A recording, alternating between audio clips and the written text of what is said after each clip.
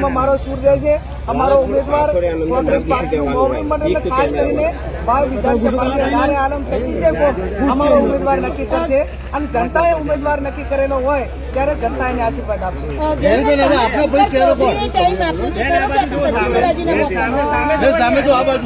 એમની જોડે મારો કોઈ સીધો સંપર્ક થયો નથી. એટલે આ બાંભણિયાજીનો બૂમ તો ખતરનાક ના રહી યાર.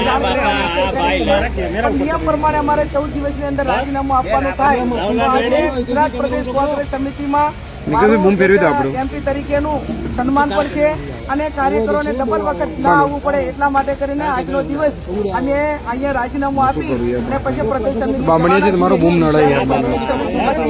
સમગ્ર ગુજરાતના મતદારોનો આભાર માનશું.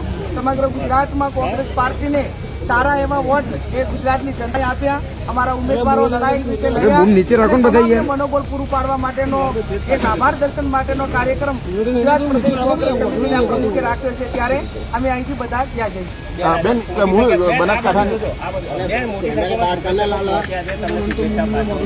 ચેતનભાઈ તમારું બૂમ યાર આવું હોય. ઘણું રાજીનામા આપે ત્યારે જેને મત આપ્યા હોય એનો ક્યાંક વિશ્વાસ ઉઠો હતો, ક્યાંક નારાજગી આવતી હતી, પણ આ રાજીનામું આજે ખુશીનું રાજીનામું. અરે અમને બૂમ આવે છે અંદર યાર. હું શું કરું?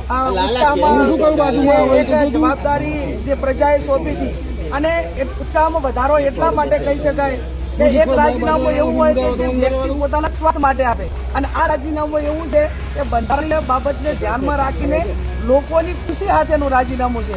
એટલે નીચે રાખો થોડા બૂમ નીચે રાખો યાર. મને પોતાને 2 વખત ધારાસભ્ય તરીકે મેન્ડેટ આપ્યો.